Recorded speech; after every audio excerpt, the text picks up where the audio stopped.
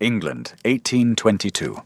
It was an established opinion in London society that Duke Benedict, at the age of 8 and 20, was in possession of everything a man could desire. What was less understood was that the Duke himself considered his life to be entirely devoid of a single thing he truly wanted. He stood by the tall library window of his London mansion, gazing without interest at the manicured square below. The room was a masterpiece of sombre elegance, rich mahogany, deep navy blues, and charcoal greys. It was a world devoid of primary colour, and most especially of black. "She is the daughter of the Earl of Ashworth," said a voice from behind him. "Her dowry is considerable, her connections are impeccable, and she is said to have a great appreciation for art." Benedict did not turn. "Benjamin, does she have an opinion of her own? Or is it merely the opinion of her father, repeated with more elegant phrasing?" His friend Benjamin, a warm and sensible man of 32, sighed from his position near the desk. "I am merely reading the list, Benedict. You are the one who declared a sudden, unyielding desire for a wife this season." "I declared a desire for a partner," Benedict corrected, finally turning. "Not a decorative vase who can recite the names of Italian painters. These women, their mothers present them to me with a list of my own interests, as if I am a prize to be won by mimicry. I am weary of it. I am weary of women who profess a sudden love for my favourite horse, or my political leanings." He gestured to the list in Benjamin's hand. "I would wager £1,000 that not one of them could offer a thought that would genuinely surprise me." Benjamin gave a wry smile. "Then perhaps you are looking for the wrong qualities. What of Lady Annalise? Famed for her beauty." Benedict's expression was dismissive. "Beauty is the most common currency in this city. I find it holds very little value." He ran a hand through his dark hair, a gesture of deep frustration. "There is a hollowness to it all. A performance. I wish to meet a woman, not an actress playing a part." He paused, his gaze drifting to a dark marble bust in the corner. "Just ensure none of them are presented to me in black. I find the colour absolute. Avoid. I have no room for such bleakness in my life." Meanwhile, in the quiet countryside of Hertfordshire, Drusilla Dorcas was about to learn the true meaning of bleakness herself. She stood in her bedchamber, a room that, like the rest of the house, was furnished with more ambition than taste. Her family, headed by her father, Sir Alister Dorcas, was a study in social climbing, a wealthy merchant's family desperate to be mistaken for old aristocracy. It was a secret, however, whispered only between Sir Alister and his wife, that the funds to support such a performance were rapidly dwindling. Drusilla, at 24, was a creature of quiet resilience, a vibrant soul trapped in a gilded cage. But at this moment she felt a flicker of pure, unadulterated joy. She had just discovered a locked trunk in the attic, and inside a treasure. The gowns of the mother she barely remembered. She pulled one out, a gown of luminous, joyful pink, her own favourite colour, a fact she cherished as a secret connection to the woman she'd lost at the age of 10. Slipping it on, the silk felt like a whisper from the past. It fit as though made for her. She spun before the mirror, the skirt flaring around her, and for a glorious instant she was not the daughter of a tormented, angry man. She was free. The door opened. Sir Alister stood there, his face a mask of pleasantry that froze the moment he saw her. The colour drained from his cheeks, replaced by a dark, mottled red. "What?" he said, his voice a low tremor that was far more terrifying than a shout. "Is the meaning of this?" Drusilla stopped spinning, her joy evaporating. "Father, I only just found them." It was Mother's. "I can see whose it was," he hissed, stepping into the room. His eyes raked over her. But he did not see his daughter. He saw a ghost. "That is the very gown she wore to the Harrington ball. The night she held court with the Viscount until dawn, smiling into his eyes. You have her face, her hair, and now you have her vanity." "That is not true." Drusilla's spirit, the one her father was so determined to crush, flared to life. "I only wanted to feel close to her." "You will feel the back of my hand if you do not take it off this instant," he roared, his control finally snapping. You are as stubborn as she was. You will burn it. You will burn all of them. Lady Rhoda, Drusilla's kind but timid stepmother, rushed in, drawn by the shouting. My dear, what is it? Drusilla. She will not be attending the ball. Sir Alistair spat, his furious gaze still locked on his daughter. I will not have her parading about, turning the heads of men, reminding everyone of the woman who brought shame to my name. Sir Alistair, you cannot, Lady Rhoda pleaded, her voice trembling. Her absence will cause more gossip than her presence ever could. What will people say? Her father considered this, his cruel mind twisting the plea into a new form of punishment. A slow, terrible smile spread across his face. Very well, she will attend. But she will not go as a jewel. She will go as a shadow. He turned to his wife. You will have a gown made for her. From the plainest black wool, no lace, no ribbon. Make it voluminous, ill-fitting. She wishes to be seen? Then let society see her shame. Back in London, the very same assembly ball was being discussed, though with far less enthusiasm. You cannot be serious about avoiding it, Lady Naomi said, her tone light but firm. She was a sharp, intelligent woman who, along with her husband Benjamin, constituted the entirety of Duke Benedict's close circle of friends. I am entirely serious, Benedict replied from across the drawing room. It will be precisely the same as every other ball. I will be forced to dance with women who tremble when I speak and agree with every word I say. It is an exercise in futility. It is an exercise in duty. Benjamin countered. People expect to see you. Besides, he added with a sly grin, the country offers a different sort of vintage. Perhaps you will find a woman there who has not yet learned to worship your every move. Naomi laughed. Oh, they learn quickly enough. Benedict, the moment you walk through those doors, they will swoop down like vultures. Don't you ever grow tired of it? It is the single most tiresome aspect of my existence, Benedict admitted. But it is a life I cannot escape. Then you may as well have a good dance while you endure it. Naomi insisted. We are going, and you are coming with us. There is no more to be said on the matter. Benedict looked between the two of them, his oldest friend and his brilliant wife, and found his resolve failing. Very well, he sighed in mock defeat. But if I am forced to discuss crop rotation with another debutante whose father has coached her on my agricultural theories, I am holding you both personally responsible. The black dress was even worse than Drusilla had imagined. It was heavy, shapeless, and absorbed all the light in the room, a void of colour and joy. Her two younger stepsisters, Rachel and Bertha, fussed around her, their bright, youthful faces etched with concern. At 19, they were a merry, inseparable pair who adored Drusilla and despised their father's cruelty towards her. Perhaps if we added Mother's pearl brooch, Rachel suggested, holding up the delicate pin. Father would see it and rip it from the fabric, Drusilla said, her voice steady despite the tremor in her heart. She was determined not to cry in front of them. Do not worry. It is only a dress. He cannot take my spirit. He tries so very hard, Bertha muttered, pulling at the bulky sleeves. It is monstrously unfair. You are the most beautiful of all of us, and he insists on hiding you? Drusilla managed a small, sad smile. Then tonight, I shall be a mysterious shadow. I will watch you both dance with handsome men and live vicariously. Now stop looking so glum. This is your first grand ball. We are going to have fun, no matter what I am wearing. That will be our revenge. The sisters exchanged a look of profound love for her. They knew her bravery was a performance for their sake, a shield to protect their happiness from their father's darkness. As they descended the grand staircase to the waiting carriage, Drusilla took a deep breath. She was not going to the ball to find a husband or to please society. She was going as an act of defiance, a silent declaration that even in a dress made of shame, she would not be broken. The ballroom was a galaxy of colour and light.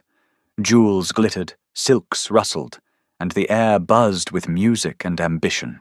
Duke Benedict, having finally extricated himself from a suffocating conversation with a particularly determined matchmaking mother, had retreated to the relative quiet of a marble pillar near the edge of the dance floor.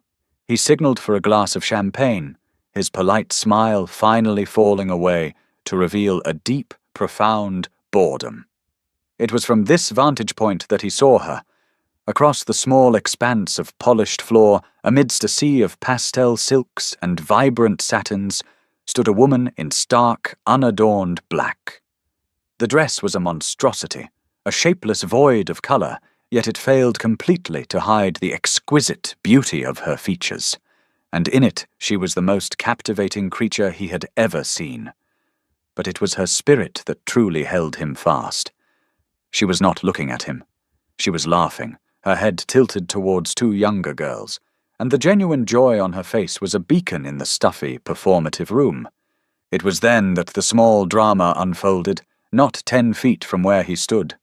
A clumsy young lord, trying to gain the attention of one of the younger girls, stumbled backwards, spilling a glass of champagne down her front. He offered a hasty, insincere apology.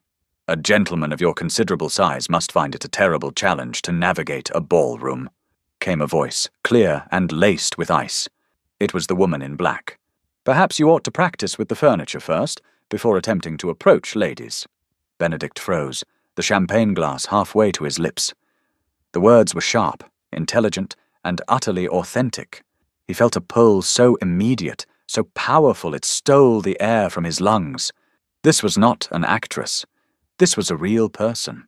He caught Benjamin's eye across the crowd and gave a subtle, almost imperceptible nod. Benjamin, understanding his friend perfectly, excused himself from his own conversation and moved to the Duke's side. "The lady in black," Benedict murmured, his voice an urgent command, never taking his eyes off her. "Who is she?" Benjamin followed his gaze. "That is a Miss Dorcas," he said quietly, having made it his business to know the local families.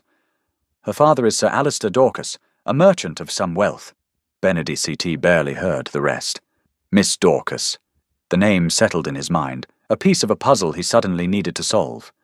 The room seemed to fade away. The music, the chatter, the sea of fawning faces, it all vanished. There was only the woman in the black dress. The one colour he despised, now worn by the only person in the room he desperately needed to meet. Forgetting his friends, forgetting his title, forgetting everything, he began to walk. A hush rippled through the crowd as they watched their Duke cross the floor, bypassing the most beautiful and well-connected ladies of the season. He stopped before the woman in black, the one they all thought was a servant or a disgraced relation, and he bowed. "Forgive my intrusion," he said, his voice a low vibration that only she could hear over her own pounding heart. "I find myself in need of a dance partner with a far more interesting view of the world than I have so far encountered this evening." He looked up, and for the first time she met his gaze. His eyes held hers as the entire world watched. "Miss Dorcas," Duke Benedict said, "would you do me the honour?"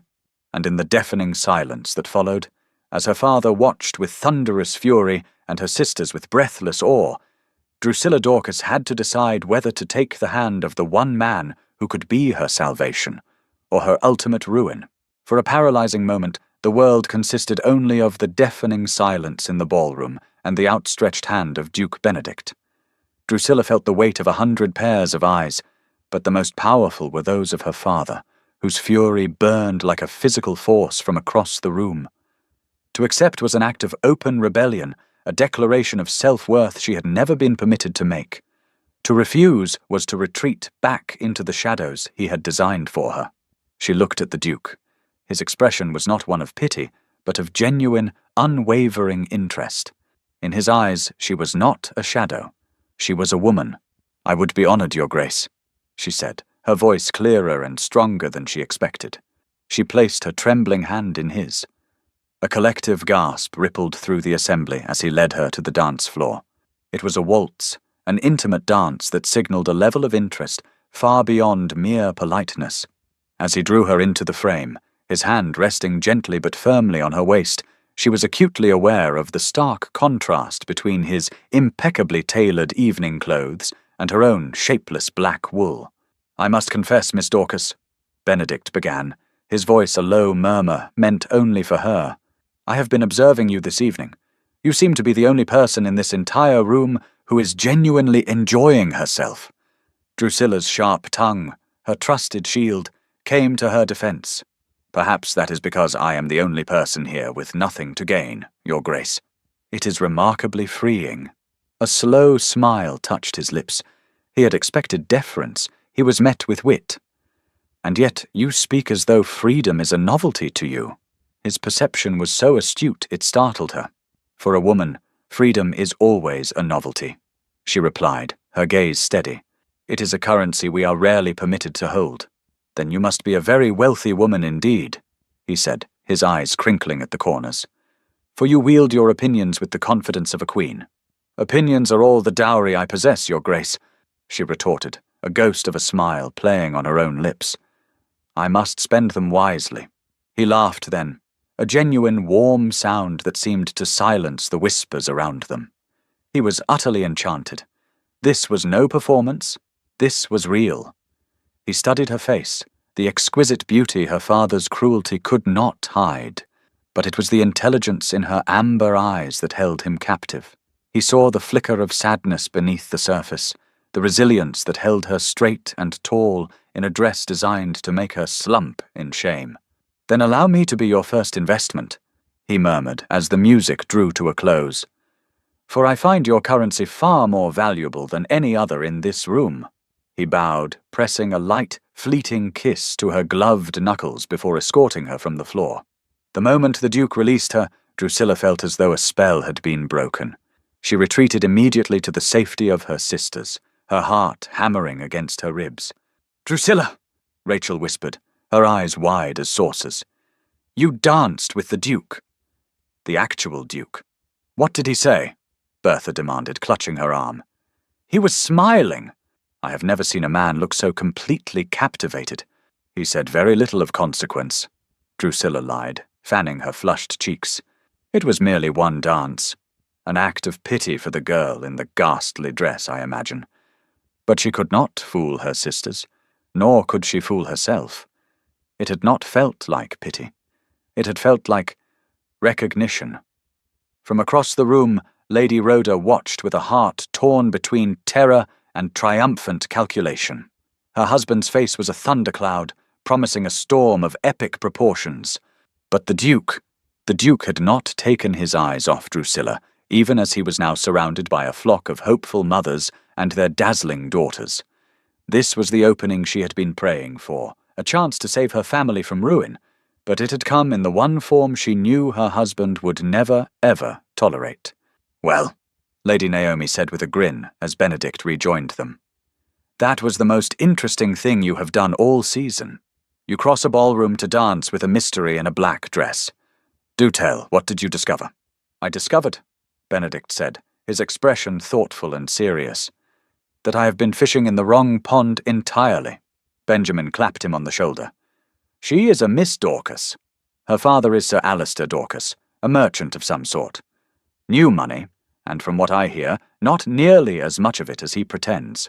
I do not care if her father is a blacksmith," Benedict stated, his gaze sweeping the room until he found Drusilla again.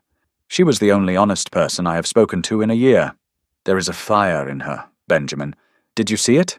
"We all saw it," Naomi confirmed. "The question is, what do you intend to do about it? An interest in a girl like that, from a family like that, will cause a considerable stir." "Then let it," Benedict replied, a determined set to his jaw. "Let the whole of London stir. I find I am suddenly very interested in the countryside." The carriage ride home was a tomb of suffocating silence. Drusilla sat opposite her father, feeling the heat of his rage, though he did not look at her. The moment the front door of their home closed behind them, the storm broke. "You did that deliberately," Sir Alistair hissed, grabbing her arm. "You made a spectacle of yourself. You invited his attention." "I did nothing of the sort!" Drusilla cried, wrenching her arm away. "I did as you commanded. I wore this dress. I stood in the corner and I accepted a dance. Is my very existence so offensive to you?" "Your defiance is what is offensive," he roared. "It is her defiance.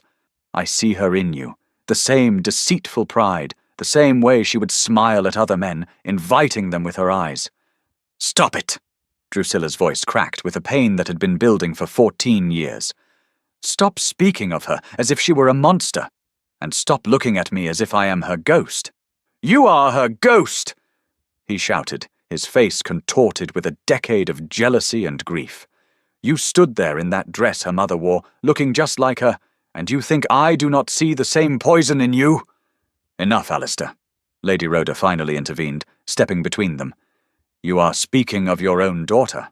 He has never seen me as his daughter, Drusilla said, tears of fury and heartbreak finally streaming down her face.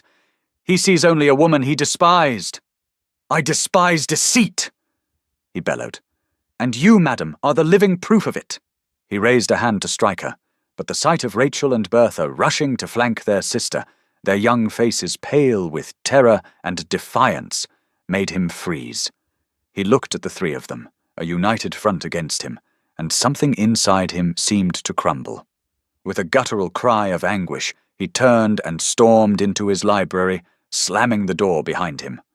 The three sisters clung to each other, trembling in the aftermath. The battle was over, but the war was far from won. Drusilla knew that something had irrevocably broken that night. The next morning, the house was unnervingly quiet, the air thick with unspoken resentments. Drusilla had not slept, her mind replaying the dance, the conversation, and the terrible fight that had followed.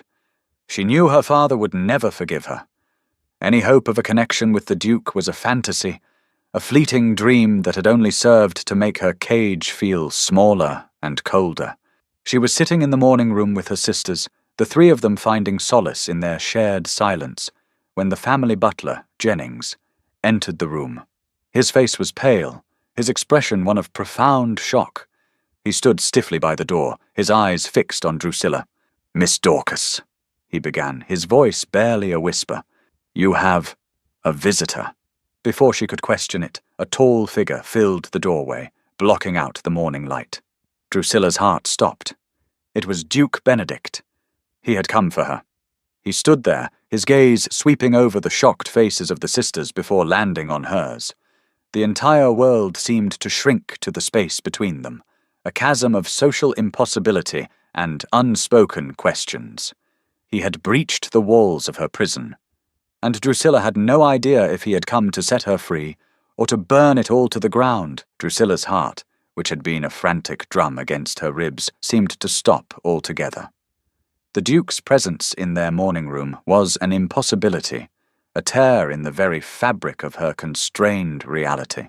Before she could find her voice, or even the breath to form a thought, her sisters, Rachel and Bertha, had risen to their feet, their eyes wide with a mixture of awe and terror. The butler, Jennings, still looking pale, announced them. His Grace, the Duke of Benedict, to call upon Miss Dorcas. The commotion drew Lady Rhoda from the adjoining room, her hand flying to her throat as she saw the most eligible bachelor in England standing on her threshold. "Your Grace," she stammered, sinking into a deep curtsy. "This is a most unexpected honour." Benedict's gaze remained on Drusilla for a moment longer, before he turned his attention to her stepmother, his expression one of perfect, charming politeness. "Lady Rhoda, forgive my unannounced arrival. I was in the neighbourhood and found I could not resist the opportunity to pay my respects after your family's kindness at the ball last evening." At that moment, Sir Alistair appeared from the hallway, drawn by the voices. He stopped dead, his face hardening into a mask of cold fury. His social ambition, the driving force of his life, was now at war with the jealous rage that consumed him. He could not, in front of his wife and daughters, be seen to insult a duke. "Your Grace," he said, the words clipped, his bow shallow and stiff. "To what do we owe the pleasure?" "Sir Alistair," Benedict said smoothly, seemingly oblivious to the palpable tension. "I have long heard rumours of your collection of rare books. As a collector myself, I hoped you might permit me a brief glimpse, and of course to inquire after the health of your charming daughters." His eyes flickered back to Drusilla, leaving no one in any doubt as to his true purpose. Sir Alistair was trapped. To deny a duke a request so steeped in civility was a social impossibility. To grant it was to allow this man, this threat, further into his home. "My library is modest," he ground out, "but you are welcome to it. Excellent. Benedict said with a warm smile that did not reach his eyes. His gaze was once again on Drusilla. Perhaps Miss Dorcas, as a fellow enthusiast of literature, would be so kind as to lead the way. The walk to the library was the longest of Drusiana's life. Her father and stepmother trailed behind them, a silent, menacing pair of chaperones. The air was thick with unspoken things. As they passed a large window overlooking the gardens, Benedict slowed his pace, allowing a few precious feet of distance from their audience. "I confess, Miss Dorcas," he murmured, his voice low and intimate. "My interest in literature is secondary to my interest in its most intelligent advocate. I must ask, has my visit brought you trouble?" Drusiana's heart ached at his perception. He saw too much. To protect herself, and him, she kept her eyes fixed ahead, her reply cool and measured. "Your Grace, trouble is the most consistent guest in this house. You are merely the most distinguished." He was silent for a moment, absorbing the profound sadness in that statement. "Your wit is a formidable shield, Miss Dorcas, but I find myself wondering what it is you are protecting." He paused, his next words softer still. "Forgive my impertinence, but the gown you wore last night, it did not seem a reflection of the spirit of the woman wearing it." She flinched, the memory of her father's rage still fresh. She could not tell him the truth. It was a humiliation too deep, a family wound too raw to expose. "A daughter's duty is to her father's wishes, Your Grace," she said stiffly, the words tasting like ash. Little more need be said on the matter. "I see," he said, and the simple phrase was laden with an understanding that terrified and thrilled her in equal measure. He saw the bars of her cage, even if he did not know who had forged them. They reached the library door, and the moment of privacy was over. The tour of the library was a tense charade, with Sir Alister pointing out volumes with monosyllabic grunts, while Benedict asked polite questions, his eyes constantly seeking out Drusilla, who remained in the corner, a silent, beautiful statue. The Duke's visit was mercifully brief. He departed with a polite bow, promising to call again to continue his literary discussion with Miss Dorcas. The moment the front door closed, the illusion of civility shattered. "How dare you!" Sir Alister rounded on Drusilla, his voice a venomous hiss. "How dare you encourage him? You flaunted yourself. You drew him here with your coy games just as she did." "I did nothing," Drusilla retorted, her fear eclipsed by the sheer injustice of it all. "I spoke barely a word to him." "Your silence speaks volumes," he raged. "He looks at you, and he sees a prize to be won. And you welcome it." "Alister, please," Lady Rhoda begged. "Consider what this could mean. A connection with the Duke could save us." "I would rather be ruined than sell my daughter to a man who looks at her with such possession," he roared, the hypocrisy of his words lost on him. He paced the room like a caged animal, his mind racing for a way to reassert his control. He could not forbid the Duke from calling, but he could ensure the courtship went no further. He stopped, a cruel, calculating light entering his eyes. "Very well," he said, turning to Drusilla. "The Duke wishes to see you. Then he shall see you. But only here, in this house." A cold dread crept over Drusilla. "What do you mean?" "I mean your little excursions are over," he said, a terrible finality in his tone. "You will not ride in the park. You will not walk in the gardens. You will not leave this property. If the Duke wishes to pay his respects, he will do so in this drawing-room, with your mother present at all times. You will be a fixture of this house, like the furniture. Is that clear?" It was a life sentence. Her brief, intoxicating dance with freedom was over. The Duke's attention, which had offered a fleeting glimpse of another world, had only resulted in her cage becoming smaller, the locks stronger. With a choked sob, she turned and fled to her room, the sound of her father's triumphant breathing echoing in her ears. The next day passed in a haze of quiet despair. Drusilla remained in her room, the walls feeling closer than ever. Her sisters tried to comfort her, their youthful faces full of a helpless rage, but there was nothing to be said. Her father had won. In the late afternoon, a footman delivered a package to her door. It was a flat, rectangular parcel, wrapped in simple brown paper and addressed to her in a strong, elegant hand. It was from the Duke. Because it was a parcel and not a letter, her father could not easily forbid it. With trembling fingers she unwrapped it. Inside was a slim volume of poetry by Lord Byron. Her heart fluttered as she remembered, touching upon the subject in their brief, stolen conversation. He had remembered. He had listened. As she opened the cover, a small folded note fell out from between the pages. Her breath caught. It was not addressed to her, carrying no name that could incriminate her. It contained only a few lines of script. Miss Dorcas, you spoke of freedom as a novelty. I find I cannot rest while that is your reality. I will call again tomorrow. Yours, Benedict. She sank onto her bed, clutching the note to her chest as if it were a living thing. The walls of her room no longer felt like a prison, but like a fortress under siege. He saw her. He understood. He was not just a suitor, intrigued by a pretty face. He was an ally, a man who saw her cage and refused to accept it. And as she read his name for the first time, a name he had written for her eyes only, her despair was consumed by a new and far more dangerous emotion: hope. True to his word, Duke Benedict's carriage arrived at precisely 2 o'clock the following afternoon. The sound of its approach sent a tremor of panic and hope through the Dorcas household. Drusilla, who had been commanded to the drawing-room by her stepmother, felt as though she were an actress about to step onto a stage for a play she had not rehearsed. Her father, Sir Alistair, was conspicuously absent, having declared some urgent and vague business on the far side of the estate. It was an act of cowardice disguised as a snub. He could not bear to witness the scene, yet he could not forbid it. When Jennings announced the Duke, Benedict entered the room with a calm and easy grace, his presence seeming to shrink the overly ornate furniture. His gaze found Drusilla immediately, a warm and reassuring light in his eyes that belied the formality of his greeting. "Lady Rhoda, Miss Dorcas," he said with a polite bow. "Thank you for receiving me."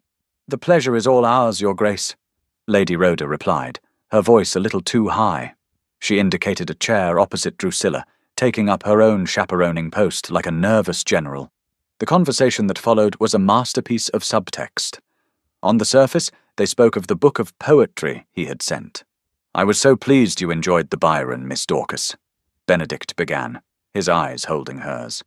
"I have always found his obsession with caged birds to be a powerful metaphor for the constraints society places upon a vibrant spirit." Drusilla's fingers tightened in her lap. He was speaking directly of her, in a language only she could understand. "Indeed, Your Grace," she replied, choosing her words with care. "But one must wonder if the bird, having never known the sky, is even aware of its cage. Perhaps it mistakes its prison for the whole of the world. Perhaps," he conceded, his expression softening, "until the day it hears a song from the outside, a song of the world it was meant for." I imagine such a song would be impossible to ignore. Lady Rhoda, sensing a current of meaning she could not grasp, hastily interjected. "Lord Byron is so very dramatic, is he not? My daughters, Rachel and Bertha, are far more fond of the gentle sonnets of Mrs. Browning." "A fine choice," Benedict said, without taking his eyes off Drusilla. "But it is often in the dramatic that we find the most truth." And so, a pattern was established. 3 times a week the Duke's carriage would roll up the gravel drive. 3 times a week Drusilla would sit opposite him in the drawing-room under the watchful eye of Lady Rhoda. They spoke of philosophy, of art, of politics. With every conversation Drusilla felt the walls around her heart begin to crack. He was not just intelligent, he was perceptive. He did not just listen to her words, he heard the meaning beneath them. After he would leave, her sisters would descend upon her, desperate for every detail. "He looks at you as if you are the only person on earth," Rachel would exclaim. "Does his heart beat for you, Drew?" Bertha would ask, ever the romantic. Drusilla would laugh and deflect, for the truth was too terrifying to admit. She was beginning to fall for him, and it felt like standing on the edge of a cliff. She had seen firsthand how love could curdle into jealousy and possession. She could not, would not, allow her heart to become another cage. And so she remained guarded, a fortress of witty observations and intellectual debate, never letting him see the vulnerable woman within. Back in London, Benedict paced his library, a storm of frustration brewing inside him. "It is maddening, Benjamin," he said, stopping to face his friend. "I speak with her, but I am speaking to a fortress. Her mind is brilliant, her spirit is undeniable, but she keeps herself locked away. Her father's presence is a poison in that house, even when he is not in the room." Lady Naomi perched elegantly on a chaise lounge, set down her teacup. "Of course she is guarded, Benedict. You are a duke. She is a merchant's daughter with a tyrant for a father. In her world, a man like you is a fantasy, a fleeting dream that could vanish at any moment. She is protecting her heart from what she believes is the inevitable." "The inevitable?" Benedict demanded. "What does she imagine that to be? That you will grow bored?" Naomi said simply. "Or that your family will forbid the match, or that society will mock you until you retreat. She imagines you will leave. Because in her life, it seems the people who are meant to love her most are the ones who cause her the most pain." Benedict fell silent. Naomi's words struck him with the force of a physical blow because they rang with undeniable truth. He had been trying to win a battle of wits when he needed to be fighting a war for her trust. He realized then that he would never break through her walls in that suffocating, chaperoned drawing room. He had to change his strategy. A few days later, Drusilla was permitted a brief walk in the gardens with her sisters. It was one of the few places she felt a sliver of peace, though the estate walls, which had once felt expansive, now seemed to press in on her like a prison. As they were admiring the late-blooming roses, Jennings approached them. "Miss Dorcas, a Mr. Benjamin has called to see your father on a matter of some business." The sisters exchanged a curious glance. Before they could speculate further, a handsome, kind-faced gentleman appeared on the garden path, led by a footman. "Ah, the Mrs. Dorcas, I presume," Benjamin said, bowing with a warm smile. "Your father has been momentarily detained. I hope you do not mind if I admire your gardens while I wait." He engaged them in light, charming conversation for several minutes. Drusilla remained mostly silent, her heart pounding. This was the Duke's friend. His presence here was no coincidence. As he made his farewells, he turned to Rachel, the sister closest to him. "It was a pleasure to meet you all," he said, and as he shook her hand, Drusilla saw a flicker of movement. A small white square passed from his hand to hers, shielded from view. He gave Rachel a brief, meaningful look before turning to leave. The moment he was gone, Rachel and Bertha rushed to Drusilla's side. "He gave me this," Rachel whispered, her hand trembling as she opened it. "It is for you." Drusilla took the note. It was from Benedict. Her name was not on it, but the bold, decisive script was unmistakably his. Her hands shook as she read the words he had written. "Drusilla --.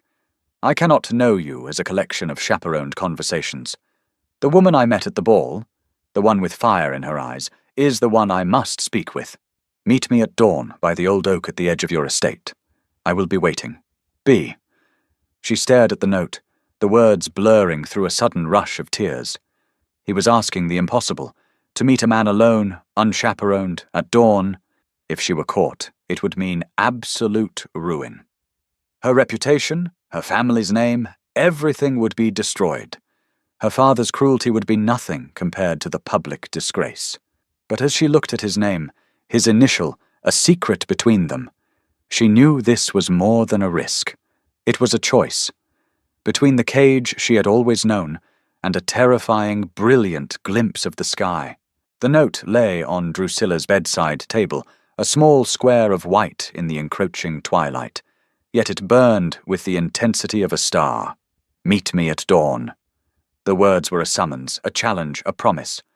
All night she wrestled with the choice, her mind a battlefield. Fear, a cold and familiar companion, whispered of the consequences. The ruin, the disgrace, the cataclysmic fury of her father if she were discovered. It would be the end of everything. But then hope, a new and terrifyingly powerful force, would answer back. It spoke in Benedict's voice, a low and steady murmur that saw past her dress, past her family, and into the very heart of her. "I find I cannot rest while that is your reality."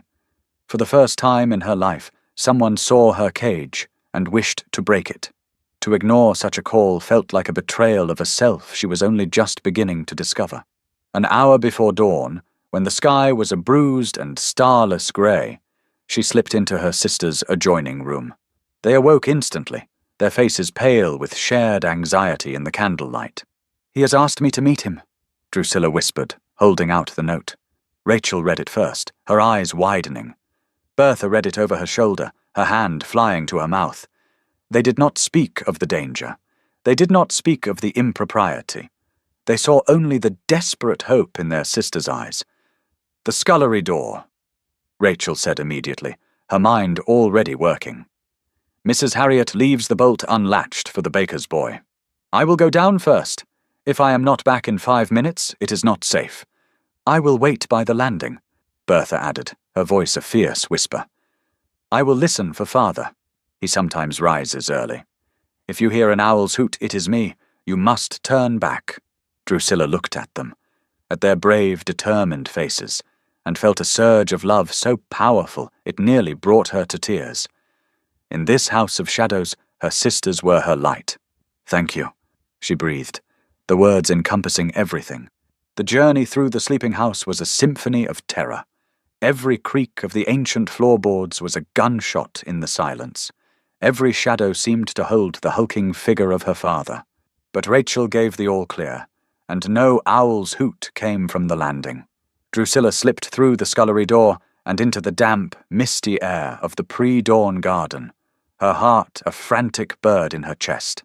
She ran, her light shawl clutched around her shoulders, her feet silent on the wet grass.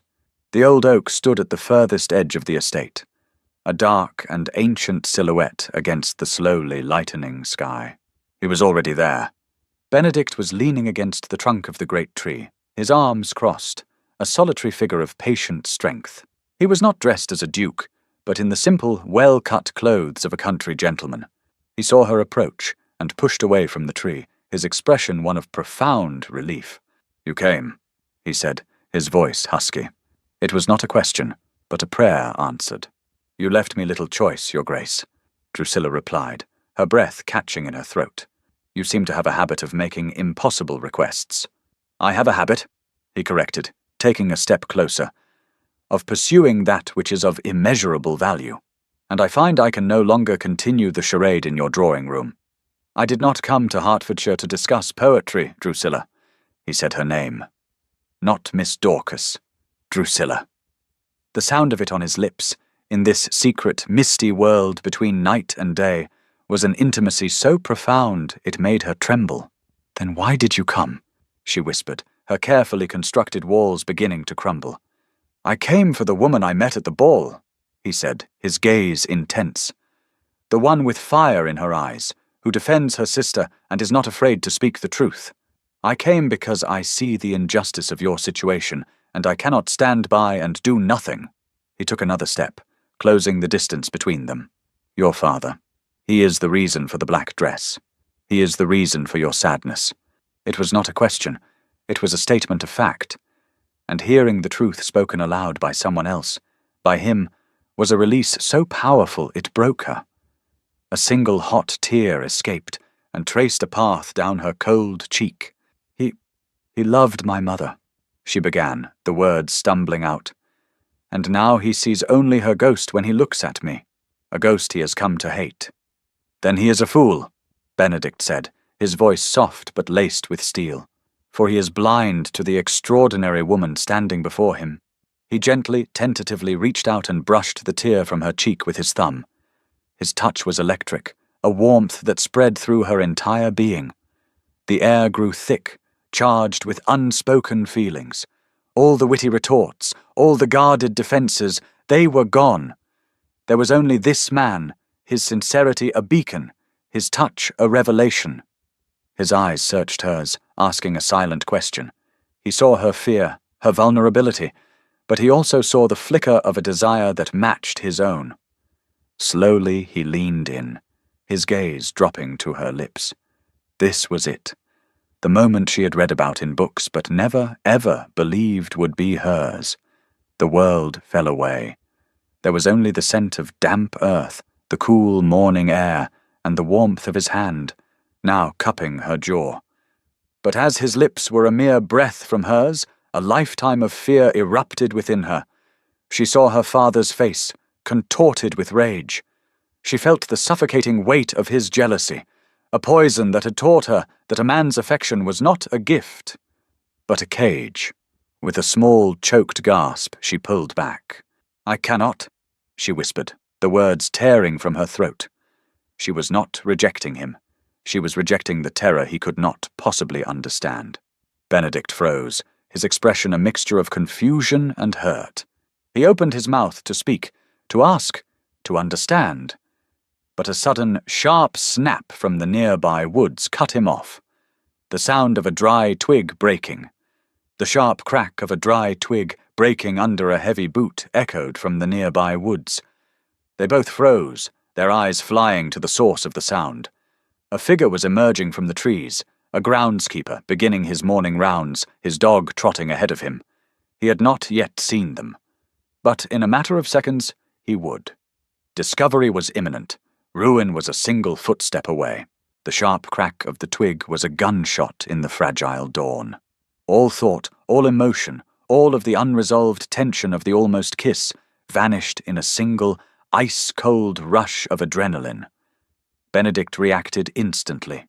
His arm shot out, pulling Drusilla with a firm but gentle strength behind the massive, ancient trunk of the oak tree. He pressed a finger to his lips, his eyes wide and alert, scanning the woods. Drusilla's back was flush against the rough bark, her heart hammering so violently she was certain the whole world could hear it. Benedict was a wall of warmth in front of her, shielding her from view. They were impossibly close, their breaths mingling in the cool morning air. She could feel the heat radiating from his body, smell the faint, clean scent of his cologne and the damp earth. Through a gap in the leaves, they saw him. A groundskeeper, his dog sniffing merrily at the base of a nearby hedge. He moved with the slow, deliberate pace of a man starting a long day's work, blissfully unaware that he was mere feet from a scandal that would bring ruin upon one of England's greatest houses. They stood frozen, barely breathing, as he passed. The seconds stretched into an eternity. He continued down the path, his whistling fading into the chirping of the morning birds until he was gone. The immediate danger had passed, but a new, more complicated tension remained. The raw intimacy of their shared terror lingered in the air, along with the memory of her pulling away from him. Benedict stepped back, giving her space to breathe, though his eyes never left hers. He looked as though he wanted to ask 1,000 questions, but he knew there was no time. The sun was rising, casting long golden fingers of light across the estate. "You must go," he said, his voice a low, urgent whisper, "before the house is fully awake." She began, but she did not know what to say. "I'm sorry. I was afraid. Thank you." He seemed to understand. "This is not over, Drusilla," he vowed, his gaze intense. "This changes nothing, except that I now know the lengths I must go to. I will find a way for us to speak freely. I promise you." She could only nod, her throat tight with unspoken emotions. With one last, lingering look, she turned and fled, running back across the dew-kissed lawn, not with the hope she had arrived with, but with the frantic, terrified energy of a fugitive. When she slipped back into her room, Rachel and Bertha were huddled together, their faces pale. "We heard a dog bark," Bertha whispered. "We thought—" "I am safe," Drusilla assured them, leaning against the closed door, her body trembling. He was there. We were almost seen. She did not tell them about the almost kiss. It was a moment too personal, too confusing to share. It felt like a secret she had to keep even from herself. Later that morning, the family gathered for a tense breakfast. Drusilla kept her eyes on her plate, hoping to appear as unremarkable as possible, but she could feel her father's gaze on her, a heavy, scrutinizing weight. Sir Alister had not missed the dark circles under her eyes, or the feverish, high colour in her cheeks. He had been listening all night, a spider in his web, and while he may not have heard her leave, he sensed a change in the atmosphere of his home. "You look flushed this morning, daughter," he commented, his voice dangerously pleasant. "Did you not sleep well? Or did your dreams prove more—" active than usual. "I slept perfectly well, Father," she replied, her voice steady. "Perhaps it is the prospect of another thrilling day of embroidery that brings such colour to my cheeks." His eyes narrowed at her sarcasm, but he said nothing more. He merely watched her, a predator observing his prey, and Drusilla knew, with a certainty that chilled her to the bone, that he was planning something. An hour later, in the dim, oppressive quiet of his study, Sir Alister Dorcas confirmed his daughter's fears. He sat at his desk, staring at the damning figures in his account ledgers. Ruin was not a distant threat. It was a wolf at the door. The Duke was a tantalizing solution, but an unpredictable one. Benedict's interest was in Drusilla, the defiant daughter he could not control. It was a situation that grated on his soul. He needed a solution that would solve his financial problems and reassert his absolute authority over his household. His eyes fell upon a letter on his desk, received a week prior. It was from a Mr. Jonas Thorne, a man of 50, whose vast fortune had been built through ruthless, often cruel business practices.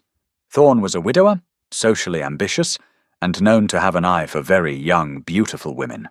In his letter, he had made a blunt inquiry about the prospect of a union with the Dorcas family, having seen Drusilla at a church service some months ago. At the time, Sir Alister had dismissed it. Now it seemed like a stroke of genius.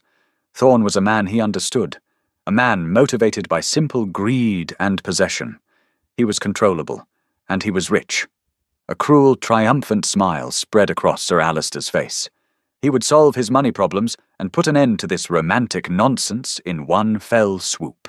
He dipped his quill in the ink and began to write his reply to Mr. Thorne. He was setting a trap, and his daughter was the bait.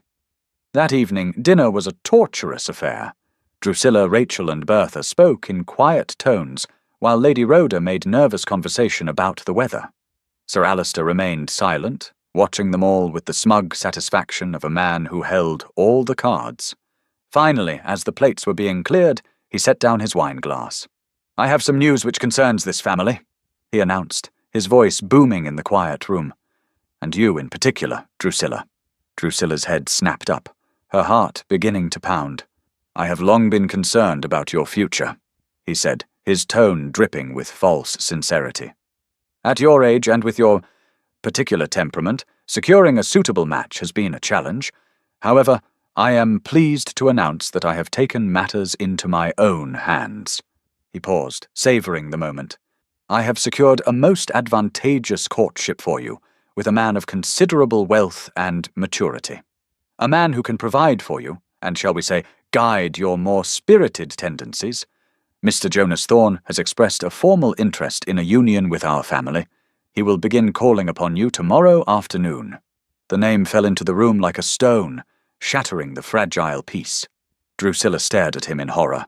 Mr. Thorne was a lecherous old man, his cruelty in business legendary. She had seen the way he looked at young women, like a wolf assessing a lamb. "No," she whispered. "I beg your pardon." Sir Alister's smile vanished. "No," Drusilla repeated, her voice gaining strength. "I will not." "You will," he said, his voice dropping to a low, menacing growl. "You will receive him. You will be pleasant to him, and you will accept his courtship. He is a man of substance, not some flighty nobleman who amuses himself with merchants' daughters. The Duke is a fantasy. Mr. Thorne is your future." He stood up, his chair scraping loudly against the floor. He looked down at her, his eyes cold and hard as chips of ice. "You would do well to accept it. The arrival of Mr. Jonas Thorne was not an event, but an infliction. He was a man whose wealth was announced by the garish shine on his boots and the tightness of his waistcoat over a portly belly.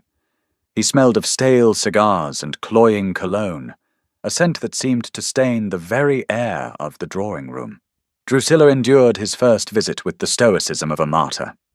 She sat beside her stepmother, her hands clenched in her lap, while Mr. Thorne assessed her as if she were a piece of livestock he was considering for purchase.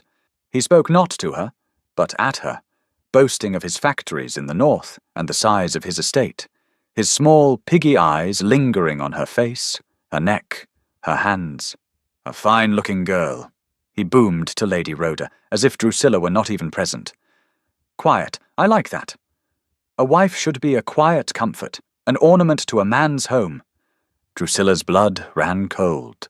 This was her father's vision for her future, to be a silent ornament in a vulgar man's house. It was a fate worse than death. When he finally departed, leaving the oppressive scent of his presence behind, Rachel and Bertha rushed to her side. "He is a toad, Drew," Rachel declared, her sweet face pinched with disgust.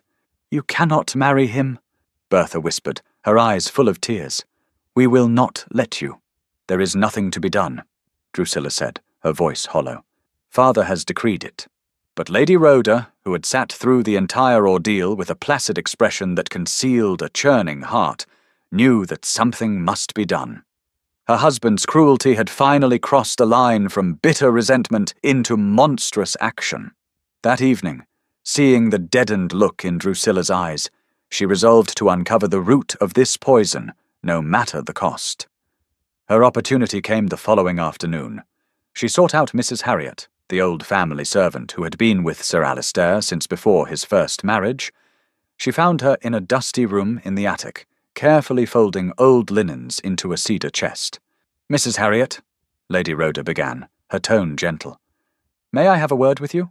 I find myself in need of some clarity." The old woman, her face a roadmap of loyal service, straightened up, her gaze knowing.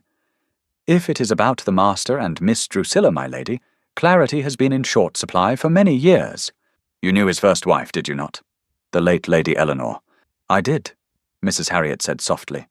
"I was her personal maid, a sweeter, more vibrant soul you could never hope to meet. She loved life, she loved to laugh, and she loved the master with all her heart." Lady Rhoda leaned against a dusty dress form. "Sir Alistair believes she was unfaithful. He speaks of a viscount." Mrs. Harriet let out a weary sigh, a sound that held years of unspoken truth. "The viscount. Yes, a charming man who paid her compliments at a ball one evening. The master saw her smile at him, and that was that. A seed of jealousy was planted, my lady, and he watered it every day for the rest of their lives. He became a different man, possessive, suspicious." She looked directly at Lady Rhoda, her eyes full of a fierce, protective loyalty. Lady Eleanor was a good and faithful wife, but she was suffocating. She took up reading, visiting literary societies in London with a cousin, not for a lover, my lady, for air, for a place where she was not watched, not questioned, a place where she could breathe. A piece of the puzzle slotted into place in Lady Rhoda's mind. The books, the secrecy. It was not a tale of infidelity, but a tragedy of suffocation. "Thank you, Mrs. Harriet," she said, her heart aching for the woman she had never met, and for the daughter who was paying the price for her father's delusions. "You have been most helpful." Meanwhile, in London, the news of Mr. Thorne's courtship travelled with the swift and vicious speed of all bad tidings. It reached Duke Benedict via his friend, Benjamin, who had heard it from a gossiping country squire at his club. Benedict received the news in stunned silence. He had been planning his next move, a way to break through Drusilla's defences, but he had never anticipated a move of such calculated cruelty from her father. "Jonas Thorne?" Benedict repeated, his voice dangerously quiet. "The man is a vulture. He buys and sells men's souls as if they were commodities. And he intends to have her? It is a business arrangement, nothing more," Benjamin said grimly. "Sir Alistair is in deep financial trouble. Thorne has the coin to save him, and Drusilla is the price." A cold, protective fury, unlike anything Benedict had ever known, surged through him. The image of Drusilla, her wit, her fire, her profound and fragile spirit, being handed over to a man like Thorne was more than he could bear. It was a sacrilege. "This is not a business arrangement," Benedict declared, his calm demeanour cracking to reveal the steel beneath. "It is a damnation, and I will not allow it." "What do you intend to do?" Lady Naomi asked, her expression serious. "I intend," Benedict replied, his eyes blazing, "to make my intentions so blindingly clear that not even a fool like Sir Alistair Dorcas can mistake them." 3 days later, At the annual county fair, a rare public outing the Dorcas family was obliged to attend, the confrontation occurred. The fair was a lively affair, with villagers and gentry mingling on the green. Sir Alister was parading his family, forcing Drusilla to walk at the arm of Mr. Thorne, who was preening like a peacock. Drusilla felt numb, a ghost in her own life, enduring the man's possessive grip on her arm and the sympathetic, pitying glances of their neighbours. It was in the midst of this public humiliation that she saw him. Duke Benedict was striding across the green directly towards them, with Benjamin and Lady Naomi a few paces behind. He was the very picture of aristocratic power and righteous indignation. He stopped directly in front of their small party, his height and presence dwarfing Mr. Thorne. He bowed, a gesture of perfect, ice-cold civility. Sir Alister. Mr. Thorne, his gaze then moved to Drusilla, and it was filled with a heat and a tenderness that made her heart ache. Miss Dorcas, you are looking well. Your Grace, Sir Alister said, his face mottling with rage at the interruption. We are enjoying the fair. So I see, Benedict replied, his eyes still on Drusilla. But I find I must steal Miss Dorcas away for a moment. I have been meaning to ask her opinion on a new volume of poetry I have acquired. I find her insights invaluable. Before Sir Alister could protest, Benedict offered his arm to Drusilla. It was a direct, public challenge. To refuse would be to cause an even greater scene. Trembling, Drusilla withdrew her arm from Mr. Thorne's grasp and placed it on the Duke's. Your Grace, Mr. Thorne blustered, his face turning a deep, apoplectic red. I believe I am the lady's escort. Benedict turned to him, his expression one of bored dismissal. Indeed, and I am the Duke of Benedict. I trust you see the distinction. He then looked at Sir Alister, his voice dropping so that only he could hear. Your games are at an end, sir. Your daughter is not a piece of property to be traded. She is a woman of exceptional character, and she deserves to be treated with honour. He then raised his voice for all the nearby gentry to hear, a clear and ringing declaration. In fact, my interest in Miss Dorcas and her remarkable mind is so profound, I find I must discuss it with you formally, Sir Alister, at your earliest convenience. The surrounding conversations died. Everyone was staring. He had just publicly declared his intentions. He had thrown down the gauntlet, creating a scandal so delicious it would be the talk of the county for months. He gave Sir Alister a cold, challenging look, leaving the man no room to manoeuvre. Humiliated, cornered, and shaking with a fury he could not express, Sir Alister Dorcas looked at the man who had just stolen his victory and knew he had no choice. Tomorrow, he bit out, the word tasting like poison.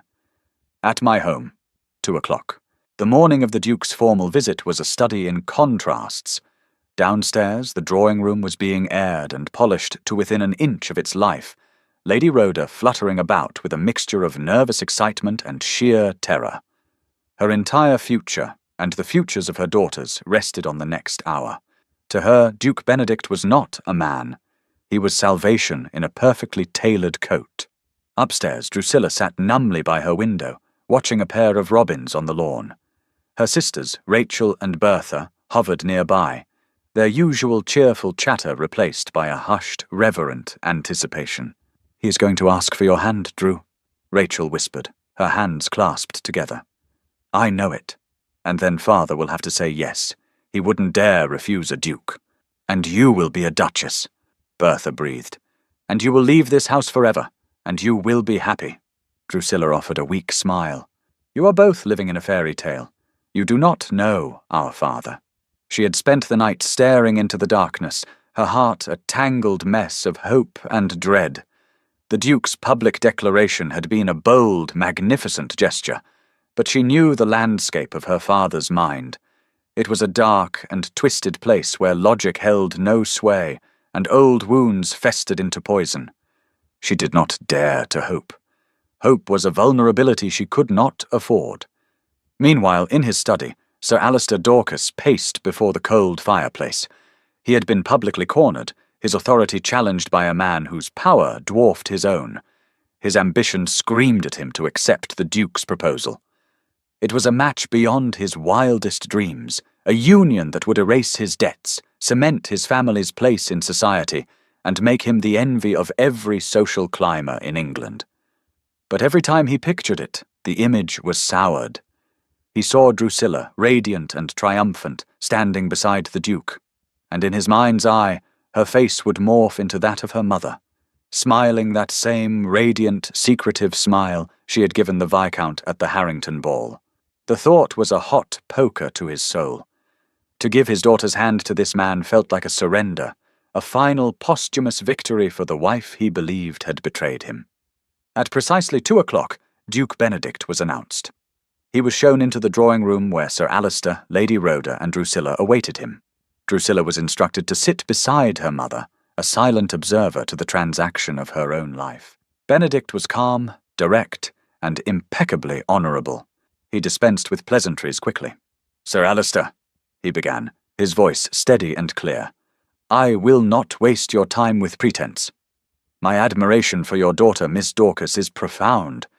In the short time I have known her, I have found in her a woman of unparalleled intelligence, character, and grace. She is the finest woman I have ever had the honour of knowing." Lady Rhoda's eyes filled with tears of relief. Drusilla's heart began a slow, heavy pounding in her chest. "It is for this reason," Benedict continued, his gaze briefly finding Drusilla's, a silent promise in his eyes, "that I have come today to formally request her hand in marriage." He did not stop there. With deft, elegant phrasing, he alluded to the precariousness of Sir Alister's financial situation, framing it as a matter of course for a man of his standing to secure his new family's position. He spoke of merging business interests, of dowries and settlements that were, in effect, a rescue package of immense generosity. He was offering Sir Alister everything he had ever wanted on a silver platter: wealth, security, and a connection to the highest echelons of the aristocracy. It was a perfect proposal. A sensible man, an ambitious man, even a foolish man, would have wept with gratitude and accepted on the spot. Lady Rhoda was already doing so, dabbing at her eyes. "Your Grace," she began, her voice trembling with joy, We are overwhelmed. But Sir Alister was not a sensible man. He was a man consumed by a ghost.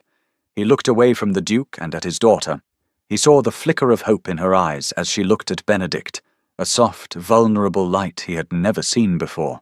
And in that unguarded moment of hope, he saw his wife's smile. He saw the Viscount. He saw the betrayal that had haunted him for 2 decades.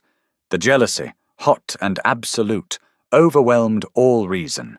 "Your Grace," Sir Alister said, his voice dangerously quiet, "you do my family an immense honour, an honour which I must regretfully decline." The air in the room seemed to crystallize. Lady Rhoda let out a small, strangled gasp. Drusilla felt the blood drain from her face. Benedict stared at him, utterly dumbfounded. "Decline," he repeated, as if the word were foreign. "On what grounds?" Sir Alister rose to his feet, a mask of false paternal concern on his face. "My daughter is of a delicate constitution. Her temperament is ill-suited to the immense pressures and social duties of your world. She is a simple, scholarly girl, Your Grace. Your life would crush her. That is for me, and for Miss Dorcas to decide," Benedict replied, his own voice hardening as he rose to face him. "I can assure you I find her temperament to be her greatest asset." "You are mistaken," Sir Alister said, his eyes glittering with a strange, triumphant madness. "As her father, I know what is best. A union between our families would be unbalanced, and I cannot, in good conscience, agree to it. It was a declaration of war. The flimsy, insulting excuse was so transparently false that it was more offensive than an outright refusal. He was not protecting his daughter. He was caging her." Benedict was stunned, then enraged. He looked from the father's cruel, implacable face to Drusilla's, which was now a pale, emotionless mask. He saw that there was no arguing with this man. It was not a negotiation. It was the decree of a tyrant. "As you wish, sir," Benedict said, his voice clipped and cold. He gave a stiff, formal bow. "Lady Rhoda, Miss Dorcas." He turned to leave. Drusilla knew this was it. This was the final closing of a door she had never even dared to hope would open. Her father had won. He had destroyed her last chance of happiness. And in that moment of absolute despair, a strange, protective instinct rose within her. She could not save herself, but she could still save the Duke. She would not allow this good, honourable man to be dragged down by the scandal and ruin of her family. As he passed her, Benedict paused, leaning in to speak, his voice a low, furious whisper. "Drusilla, this is madness. I will not accept this. I will find a way—" "No," she interrupted, her voice flat and empty. She did not look at him. She stared at a spot on the far wall, her heart turning to stone. "You must, Your Grace. My father has spoken. There is nothing more to be said." He reached for her hand, but she pulled it away, clutching it to her chest. "Please," she whispered, the word a plea and a command. "Do not call on us again. Leave us to our fate." With that, she turned her back on him. She heard his sharp intake of breath, a sound of profound shock and heartbreak. She felt his presence linger for a moment, a silent, agonizing eternity, before she heard his footsteps recede and the drawing-room door click shut behind him. He was gone, and in the chilling silence of the room, Drusilla Dorcas stood perfectly still, a beautiful statue carved from ice, a sacrifice a secret she would carry to her grave. The moment the front door clicked shut, sealing Duke Benedict out of their lives, the fragile composure of the drawing-room shattered. "What have you done?" Lady Rhoda's voice was a choked whisper, all her desperate hopes turning to ash. She stared at her husband as if he were a stranger, a monster she had failed to recognize. Sir Alistair, however, was triumphant. He had faced down a duke, reasserted his absolute authority, and caged the ghost of his wife's perceived betrayal. "I have done what is necessary," he declared, his voice ringing with a mad self-righteousness. "I have saved my daughter from a man I do not trust, from a world that would have destroyed her." Drusilla did not speak. She did not cry. She felt nothing at all. The hope that had flickered within her for the past week had been so utterly extinguished that it had taken all other feeling with it. She was hollow. Without a word, without even a glance at her father, she rose from her chair and walked from the room, her back straight, her steps unnervingly steady. Her silence was a more profound condemnation than any scream. Upstairs, she went not to her own room, but to the window seat at the end of the long hall, a place she had sought for solace since she was a child. She sat and stared out at the indifferent sky, her mind a placid ocean of grief. Rachel and Bertha found her there moments later. They did not speak, but flanked her on the window seat, their young shoulders pressed against hers, and wept the tears that Drusilla could not. Their shared, silent grief was the only comfort in a world that had just been stripped of all light.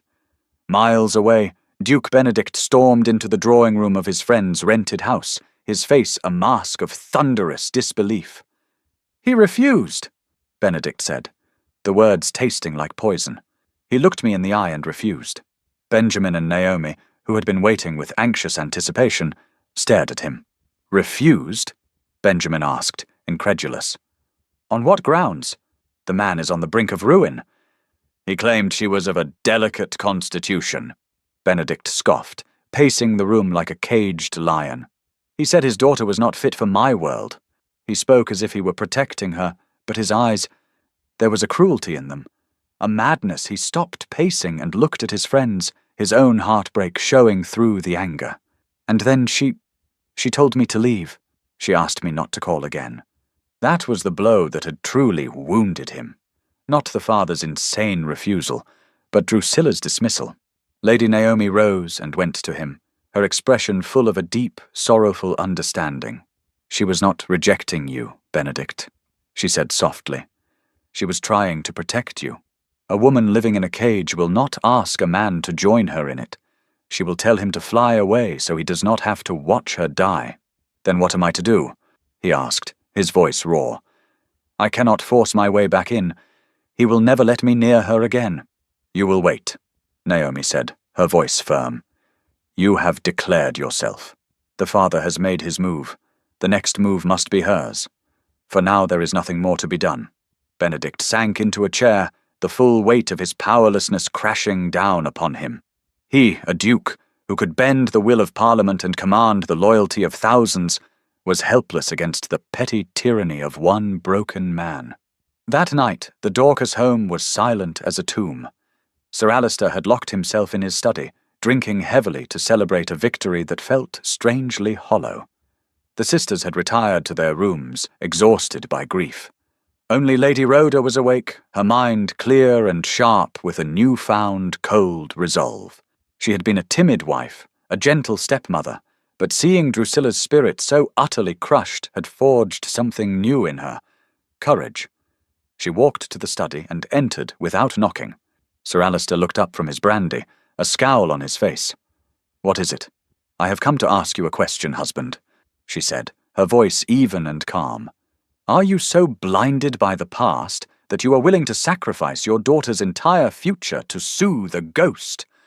"I have protected my daughter," he slurred, slamming his glass down, "from a man who would have tired of her in a month." "You have destroyed her," Lady Rhoda replied, her voice cutting through his drunken haze. "And for what? For a memory? A fantasy of a betrayal that you have nurtured for 2 decades. She took a step closer. "I spoke with Mrs. Harriet. I know the truth of your first wife." He flinched, as if struck. "You know nothing." "I know she loved you," Lady Rhoda pressed on, relentless. "I know she was a faithful wife who took up reading as a refuge from your suffocating jealousy. And I know about the smile, the one you saw at the Harrington ball. She flaunted herself before him," he roared, rising to his feet. "Did she?" Lady Rhoda's voice remained quiet, but it held the force of a battering ram. "Or was she a young woman trapped in a tedious conversation, looking across the room at the husband she loved, praying he would come and rescue her? You have twisted a moment of desperation into a lifetime of deceit, because your own pride could not bear the thought of another man simply looking at her." She let the words hang in the air. Then she played her final card. "You rage that Drusilla is just like her. You are a fool, Alister. You are blind. Have you ever truly looked at her? Her mother was vibrant and loved the company of others. Drusilla is a solitary creature who finds her solace in the pages of a book. Her mother was charmingly agreeable. Drusiana is fiercely, unyieldingly principled. Her stubbornness, the iron will that you so despise in her, it is not her mother's. It is yours." He stared at her, his mouth slightly agape. "That refusal to bend when she believes she is in the right," Lady Rhoda continued, her voice softening slightly. "That is you. That is the very quality that made you such a formidable man in business. You look at her, and you see the wife you lost, but you are wrong. I look at her, and I see the man I married. You are not fighting a ghost, Alister. You have been fighting a mirror." She had said her piece. Without another word she turned and left him alone in the suffocating silence of his study, the truth of her words echoing around him. Sir Alister stood frozen, her accusations dismantling the very foundations of his identity. He sank back into his chair, the brandy forgotten. He thought of Drusilla's sharp wit. His wit. Her quiet determination. His determination. He thought of her defiance in the face of his tyranny, the same unbending will he had always prided himself on. The narrative he had constructed over 20 years, the story of a faithless wife and an illegitimate daughter, crumbled into dust. It was a lie born of his own weakness, his own possessive, all-consuming jealousy. And in the service of that lie, he had tormented his own child, his daughter, his brilliant, beautiful, and profoundly broken daughter. A dry, hacking sob tore from his throat. The grief was not for his wife, but for the life he had stolen from his child, for the years of love he had refused to give. He was the monster. He was the ghost. He did not know how long he sat there, but when he finally rose, his steps were unsteady. He walked through the dark, silent house, a man utterly broken by the truth. He climbed the stairs, each step an act of penance, until he reached her door. He stood before it, his heart a leaden weight in his chest. What could he say? What apology could ever be enough? He raised a trembling, age-spotted hand, the same hand that had so often been raised in anger, and hesitated, his knuckles hovering just inches from the wood. The knock on her door was so soft, so hesitant, that for a moment Drusilla thought she had imagined it. It came again, a timid rap of knuckles against the old wood. She had been sitting in the darkness for hours, the world outside her window a distant, meaningless blur. Believing it to be one of her sisters, she rose and opened the door without a word. It was her father.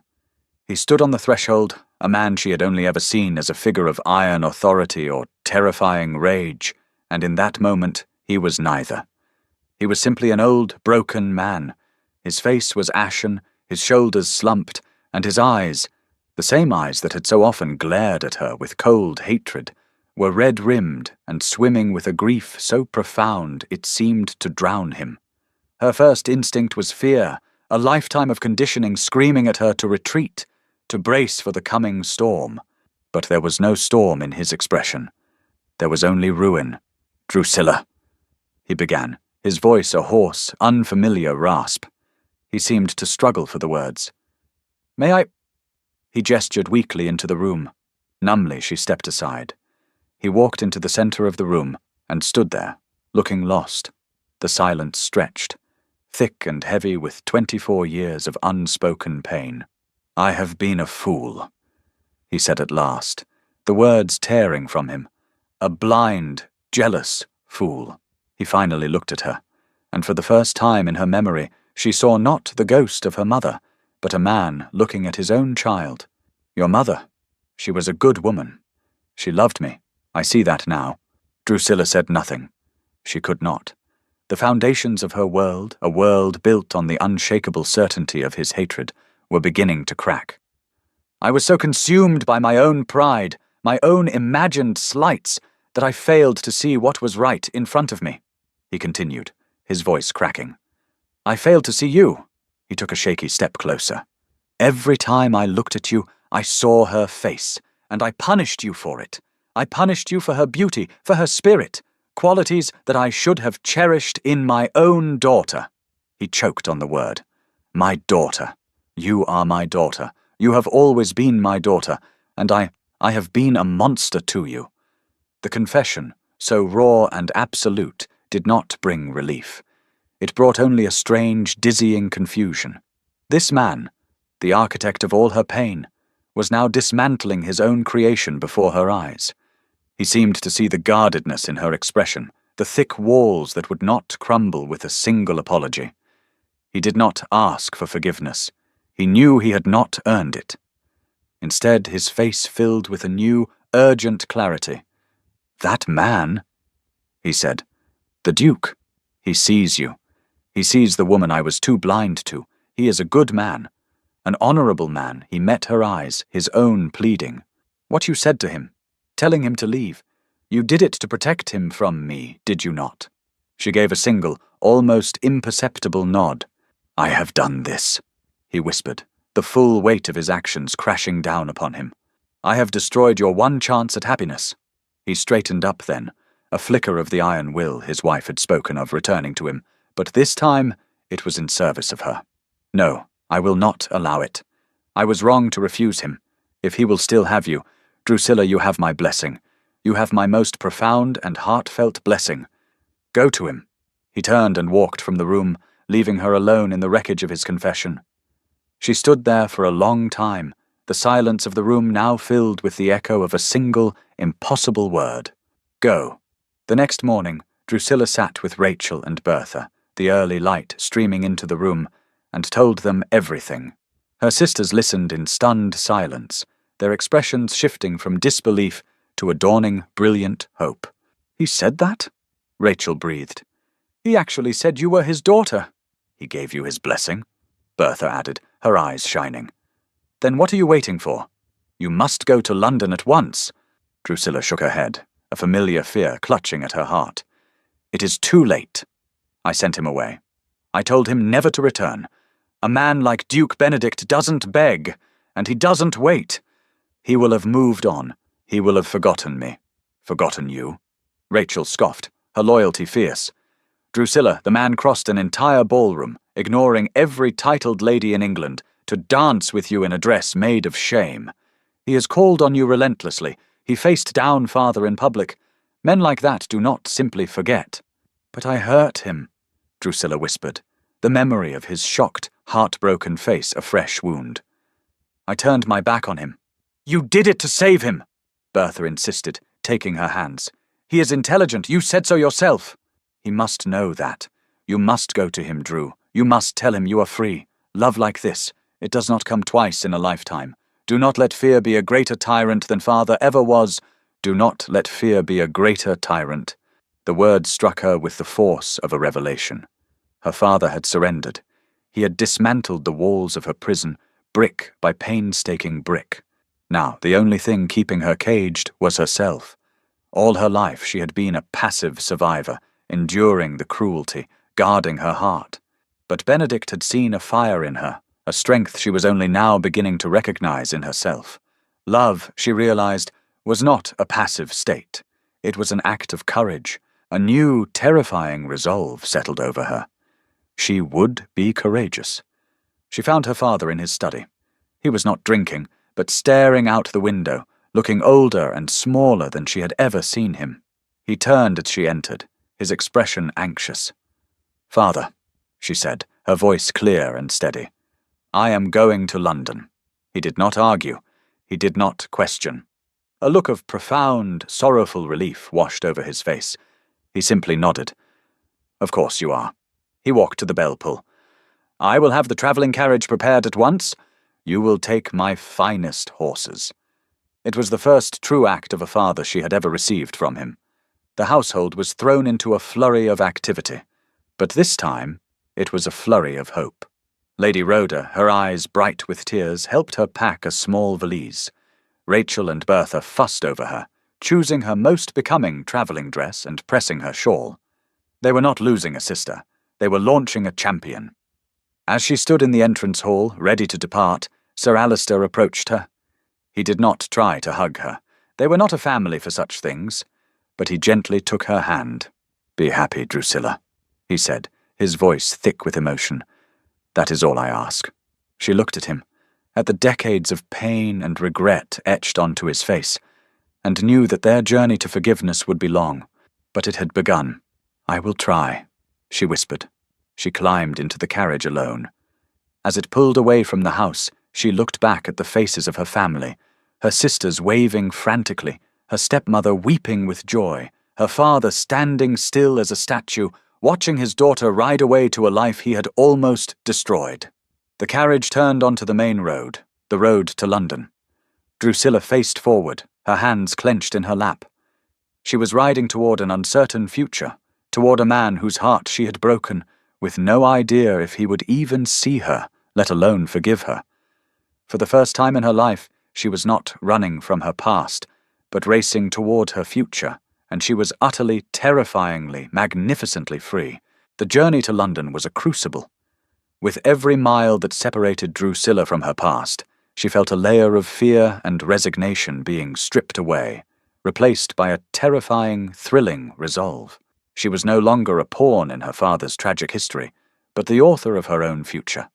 This single, defiant act, travelling alone to the city to claim the man she loved, was the most important sentence she had ever written. She arrived at the Duke's London mansion as the afternoon sun cast long shadows across the immaculate square. The sheer scale of the building was a testament to his world, a world of power and consequence so far removed from her own. For a moment, her courage faltered. She, Drusilla Dorcas, a merchant's daughter on the brink of ruin, was about to knock on the door of one of the most powerful men in England to offer him her heart. It was madness. But then she remembered the look in his eyes when he'd called her by her name. She remembered his note. "I find I cannot rest while that is your reality." He had not seen her as a merchant's daughter, but as a woman. Taking a deep, fortifying breath, she climbed the stone steps and lifted the heavy brass knocker. The door was opened by a butler so tall and imposing he seemed carved from granite. He looked down his nose at the lone, unannounced woman on the steps, his expression one of profound disapproval. "May I help you, miss?" he inquired, his voice dripping with ice. "My name is Miss Drusilla Dorcas," she said, her voice clear and steady, betraying none of the terror she felt. "I must see the Duke. It is a matter of the utmost importance." The butler's eyebrow rose a fraction of an inch. "His Grace is not receiving visitors." "I believe he will receive me," Drusilla insisted, meeting his gaze without flinching. "Please, inform him that I am here." Inside, Duke Benedict was a ghost in his own home. For days he had been in a state of deep, brooding seclusion. The world he had once found merely boring now felt entirely meaningless without the prospect of her in it. He sat in his library, a book open but unread in his lap, ignoring the concerned entreaties of his friends. "You cannot simply hide yourself away, Benedict," Lady Naomi said, her usual witty tone replaced by gentle frustration. "You are allowing that wretched man to win." "He has already won," Benedict replied, his voice flat. "She sent me away." "She was protecting you," Naomi insisted. "Any woman with a shred of sense or compassion would have done the same. A woman in a cage does not ask a man to join her in it." "Then what would you have me do?" he shot back, his composure finally cracking. "Storm the house and drag her away? She asked me to leave, Naomi. Her wishes are the only ones that matter." It was at that moment the granite-faced butler entered, his expression more flustered than Benedict had ever seen it. "Your Grace," the butler began, looking deeply uncomfortable. "Forgive the intrusion. There is a Miss Dorcas here to see you." The world stopped. Benedict stared at his butler, certain he had misheard. Benjamin and Naomi exchanged a look of pure shock. "A Miss Drusilla Dorcas," the butler clarified, as if sensing the disbelief in the room. "She is most insistent." Hope, violent and blinding, surged through Benedict. He shot to his feet. "Where is she?" "I have shown her to the blue reception room, Your Grace." "Bring her to the library," Benedict commanded, his heart hammering in his chest. "Now." To his friends he said simply, "Leave us." They needed no further encouragement, melting from the room with knowing smiles. Drusilla was shown into the magnificent library, the very room where Benedict had first expressed his weariness with the world. He was standing by the fireplace, his back to her, but he turned the moment she entered. The look on his face was a mixture of guarded hope and the profound hurt she had inflicted. "Miss Dorcas," he said, his voice strained. "This is unexpected." This was her moment. She had to be brave. She walked further into the room, her hands clasped before her to still their trembling. "My father. He was mistaken, Your Grace. He was blinded by a past sorrow, and he has seen the truth of it now. He knows he was wrong. He has given me his blessing." She took a shaky breath. "I am free." He said nothing, his expression unreadable as he waited. "I sent you away to protect you," she continued, her voice thick with emotion. "To save you from the ruin and the scandal of my family. It was the hardest thing I have ever done, and it was a mistake." She risked a step closer. "I came to London, Benedict, to tell you that I was wrong to let fear rule me, and that I love you." The confession hung in the air between them, a fragile, precious offering. His carefully constructed walls crumbled to dust. In 2 long strides he was in front of her, his hands coming up to cup her face as if she were a mirage he feared would vanish. "Drusilla," he breathed, his voice rough with an emotion he no longer tried to hide. He searched her eyes, finding in them not the guarded fortress of their last meeting, but an open, vulnerable, and terrifyingly honest love that mirrored his own.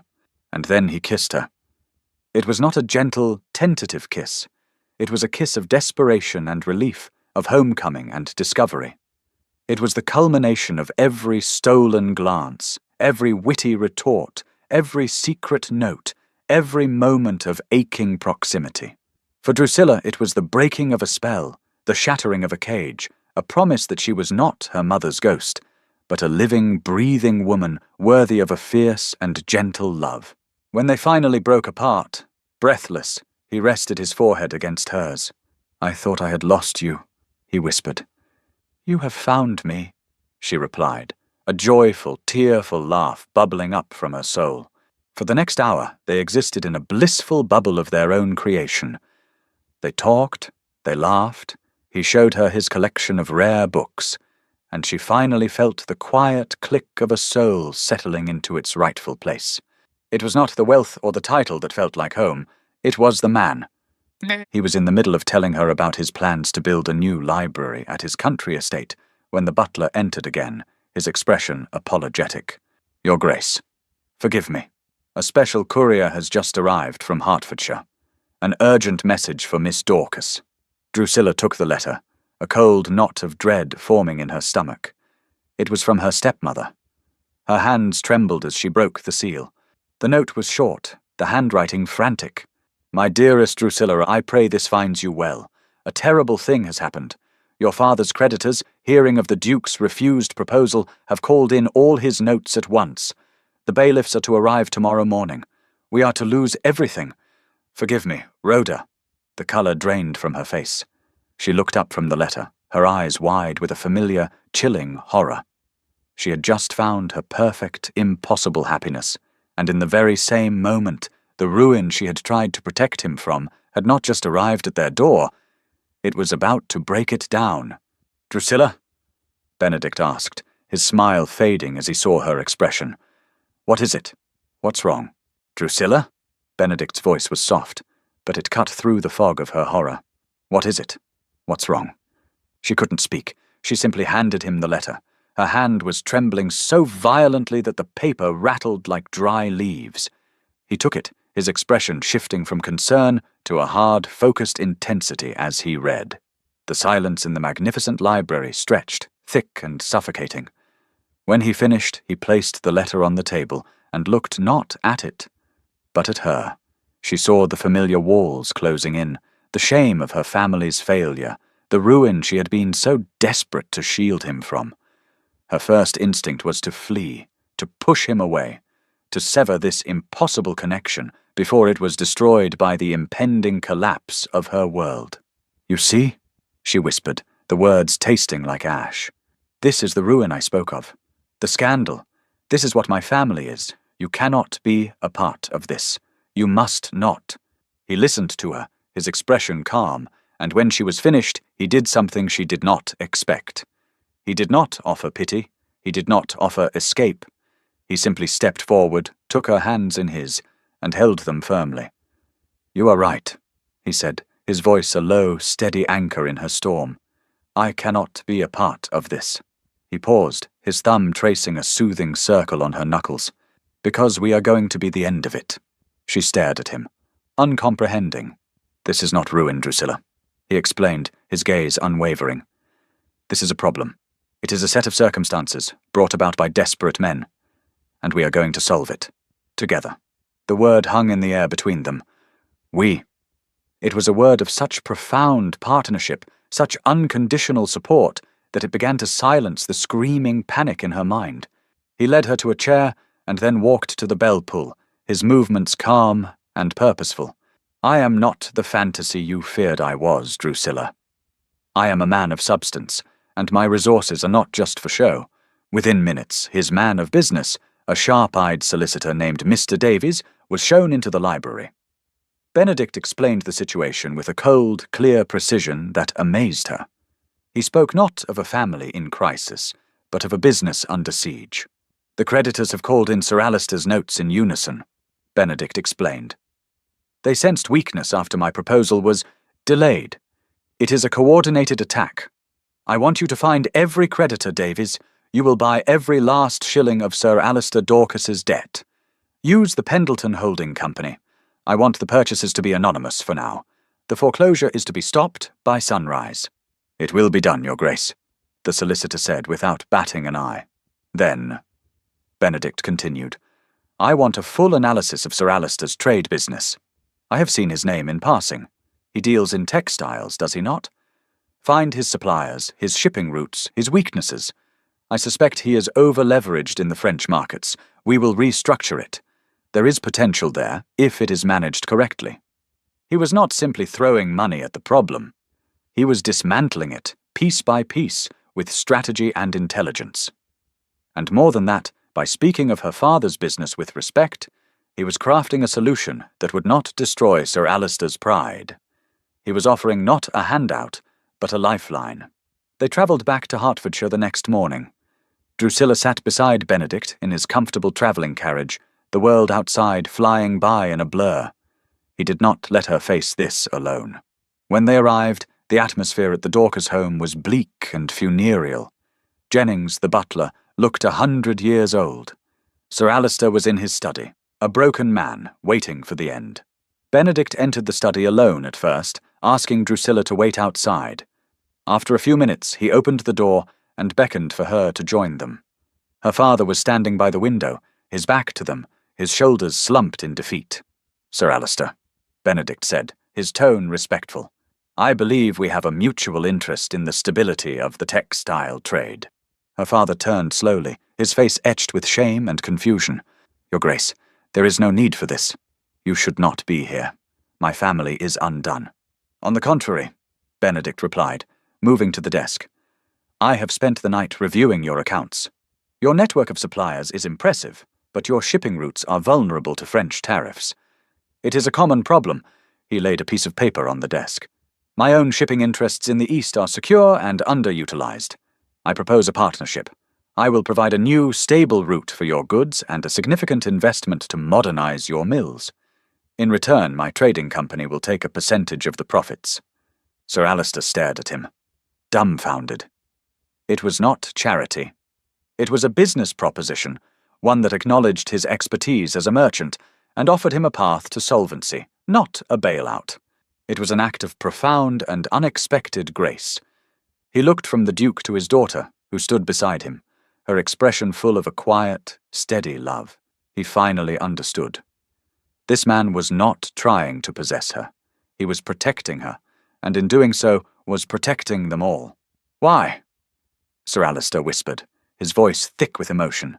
Benedict's gaze softened as he looked at Drusilla. "Because, sir," he said simply, "the happiness of your daughter is soon to be my life's most important business interest, and I always protect my investments."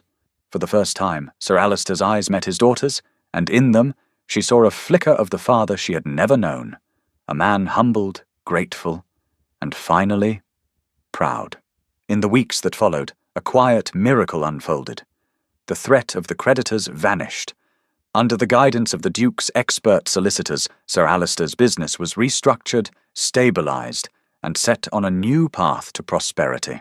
The work seemed to breathe new life into her father, replacing his bitterness with a new, quiet sense of purpose. The atmosphere in the house transformed from one of fear to one of profound relief and quiet joy. With the family's future secure, other happinesses were allowed to bloom. A respectable, kind-faced young baron who had been charmed by Rachel's sweet nature at the infamous ball began to call. Sir Alister, a changed man, welcomed the young man's courtship with a warm and genuine approval that brought tears to Lady Rhoda's eyes. The scandal of the Duke's interest in a merchant's daughter had not disappeared, but it had been utterly eclipsed by the undeniable power of his favour. The Dorcas family was no longer on the fringes of society. They were under the direct and formidable protection of a duke, and society, ever fickle, quickly adjusted its opinion.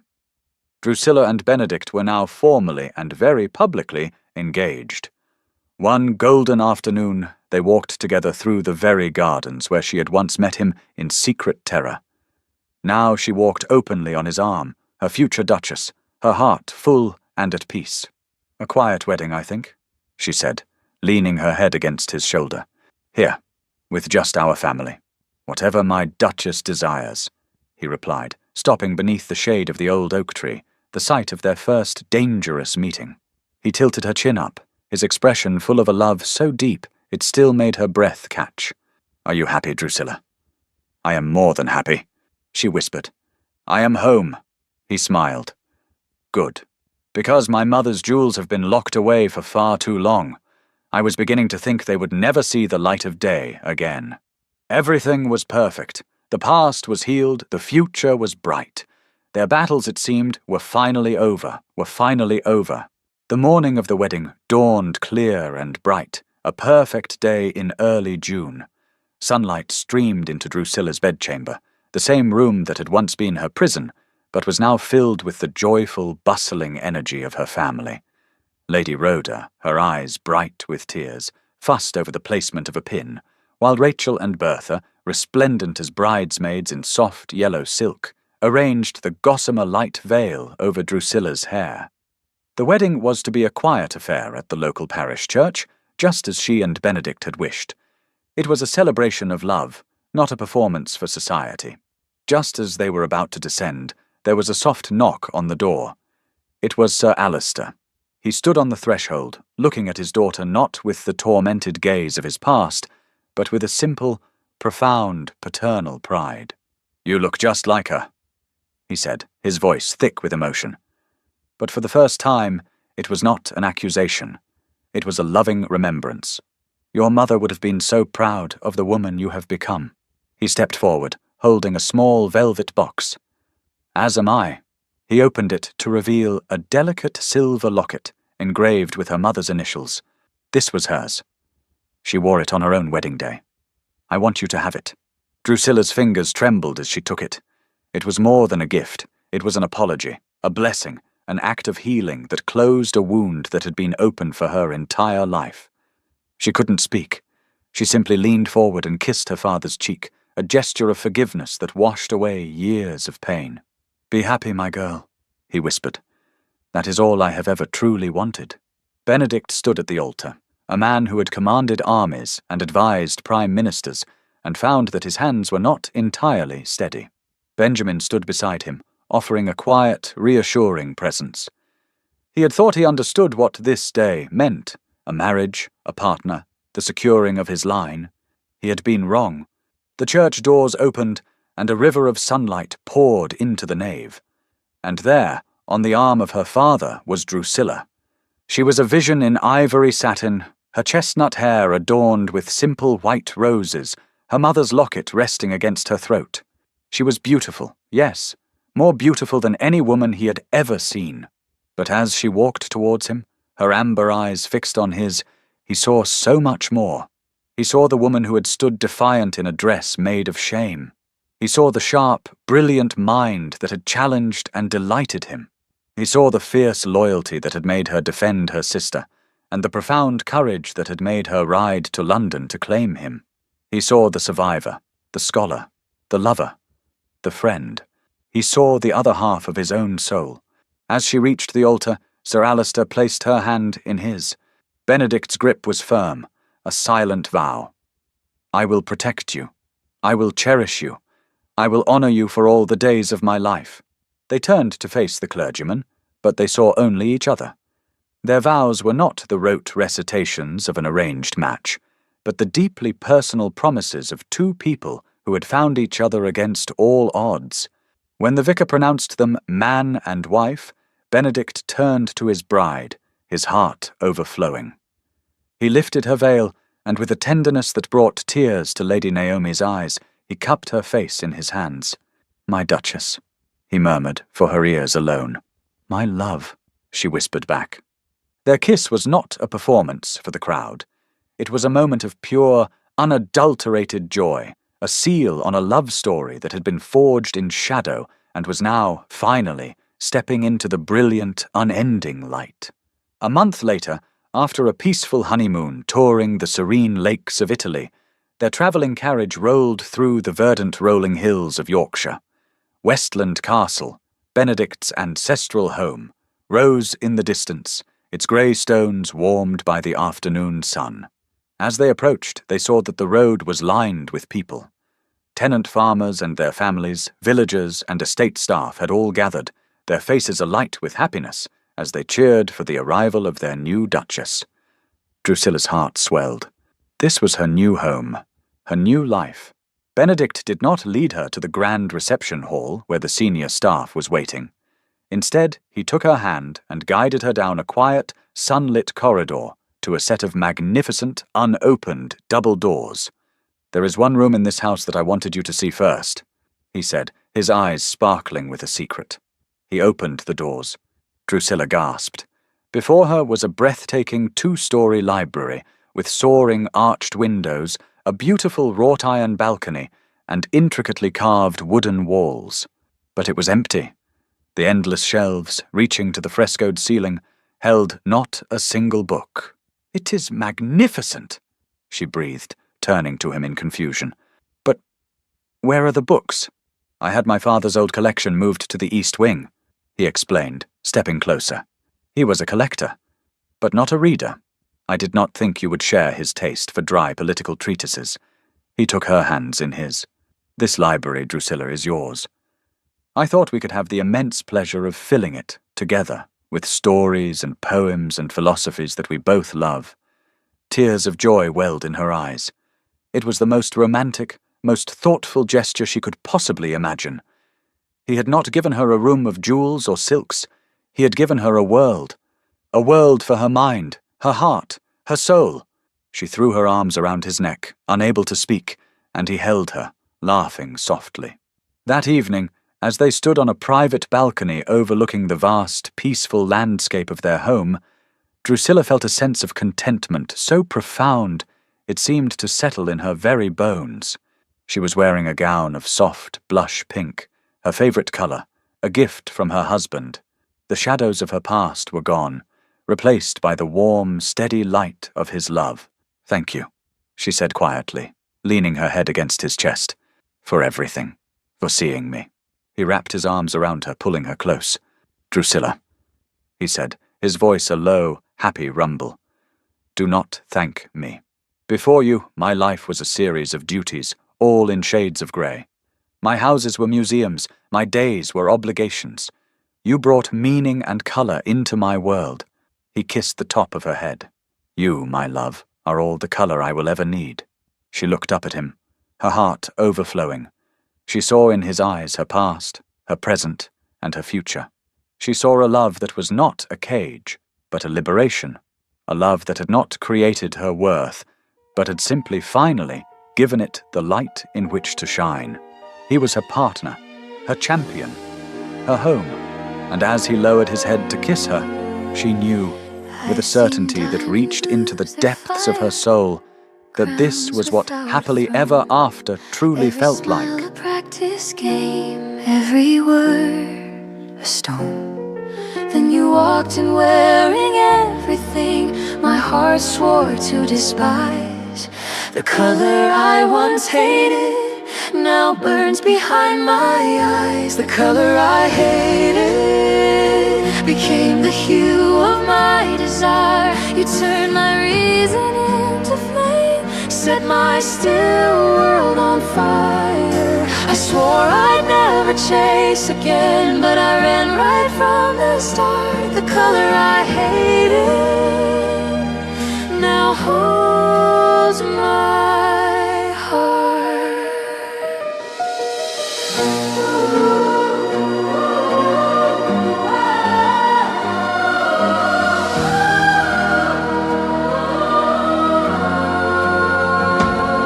You were the man they whispered for, the dream they tried to claim. I never thought your steady gaze would ever call my name. But when you looked at me that night, the ballroom disappeared. And in that shade you once despised, you found what you revered. The color you hated became the hue of your desire. I was the quiet in your storm, now you're the warmth in mine. You swore you'd never chase again, but I felt it from the start. The color you hated now holds your heart. I never wanted, never begged, till you made wanting sweet. I never dreamed a love could bloom where scorn and beauty meet.